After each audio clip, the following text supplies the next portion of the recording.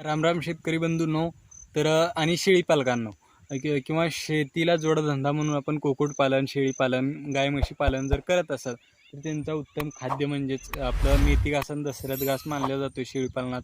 तर त्यातीलच आपण एक दशरथ घास याचं आपण आज कशा पद्धतीने लागवड करायची, एका किलोमध्ये किंवा एक किलोमध्ये किती रान येते, परत किती शेळ्या जगू शकतात आणि ह्याचं बी कसं भेटेल, हे तुम्हाला सर्व काही डिटेल्समध्ये आपण या व्हिडिओच्या माध्यमातून पाहणार आहोत.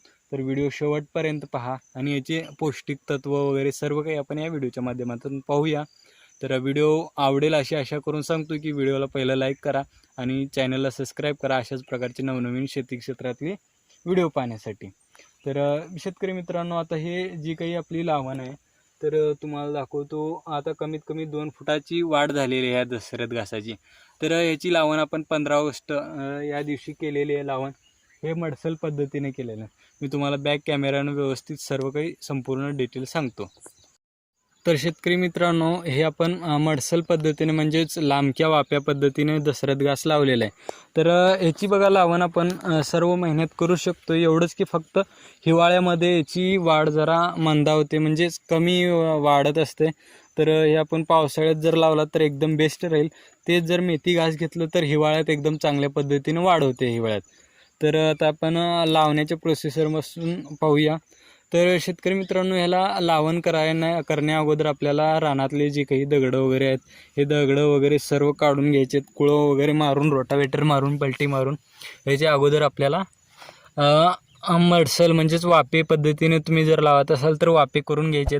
वाफे केल्यानंतर याच्यामध्ये आपल्याला जर शेणखत किंवा कोंबडी खत उपलब्ध असेल तर ते टाकून घ्या. त्यानंतर आपल्याला ह्याचं बी तुम्ही ऑनलाईन फेसबुकद्वारे किंवा यूट्यूबवर वगैरे इतर ठिकाणी भेटून जाईल. तर आपल्याकडे देखील 1 वर्षानंतर आपल्याजवळ उपलब्ध होईल.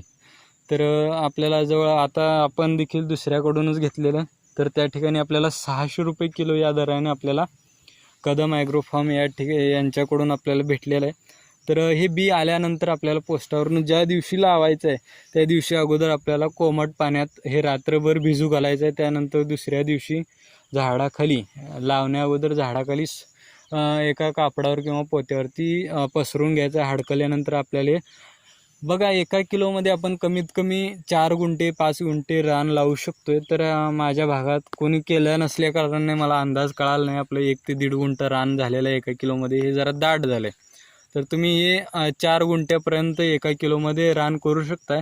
केल्यानंतर आपल्याला पहिल्यांदा वापल्यानंतर वाटेल की बाबा लईच पातळ झाले असं नाही. तर हे कापल्यानंतर एकमेकाला फुटवे जातात. जसे शिवरी कापून आपण फुटवे येतात तशा पद्धतीने येते. पुढं हे दुसऱ्या तिसऱ्या कापणीला ऑटोमॅटिक दाट होते. तर हे आपलं 3 वर्षापर्यंत कमीत कमी 2.5 ते 3 वर्षापर्यंत याची आपण कापणी घेऊ शकतोय. तर पहिली कापणी बघा, आपल्याकडं जर पावसाळ्यात तुम्ही जर लावण केली आणि योग्य वातावरण, पाणी व्यवस्थित, खातबीत व्यवस्थित जर दिलं, तुम्ही पहिली कापणी 3 महिन्यानंतर आपल्याला 40 ते 3 महिन्यात, 40 दिवसात किंवा 3 महिन्यात आपल्याला 40 दिवसात, कमी 40 ते 45 दिवसात आपल्याला पहिली कापणी भेटेल असं सांगितलेत. तर आपल्या 1.5 महिन्याचं 2 फुटाचं वाढलेलं आहे. हे कमरे इतकं उंच झाल्यानंतर आपण कापून आपण शेळ्याला घालणार आहोत. तर हे शेळ्या एकदम आवडीने खातात. शेळ्या म्हणा, गाय, म्हैस, बैल, कोंबड्या सर्व काही म्हणजे एकदा धरलं तोंडात की बुडापासून शेंड्यापर्यंत सर्व काही खाऊन टाकतात. चांगला कवळा एकदम लुसलुशीत हिरवागार चारा असल्याकारणाने शेळ्या आवडीने खात असतात.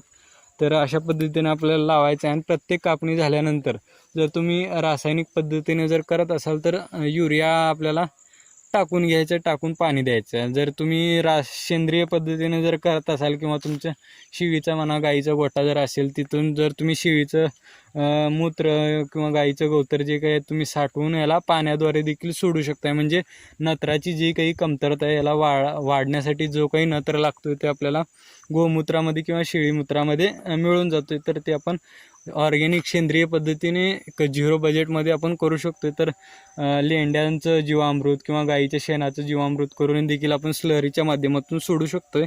तर अशा पद्धतीने तुम्ही देखील करा. आणि एकदम मला तर वाटतं रासायनिक पद्धतीने करण्यापेक्षा आपण सेंद्रिय पद्धतीने करणे योग्य आहे. आता पाणी द्यायच्या अगोदर आपल्याला काय करायचं आहे, जनावराचं जे काही आपण शेण काढतोय ते आणून पाटात टाकायचं आहे. म्हणजे आपण हे दंडावरती केलं आहे पाट पाण्यानं, तर पाटात आणून टाकल्यानंतर पाण्यासोबत ते ऑटोमॅटिक मिक्स होऊन स्लरीच्या माध्यमातून आपल्याला या सर्व पिकाला भेटून जाते.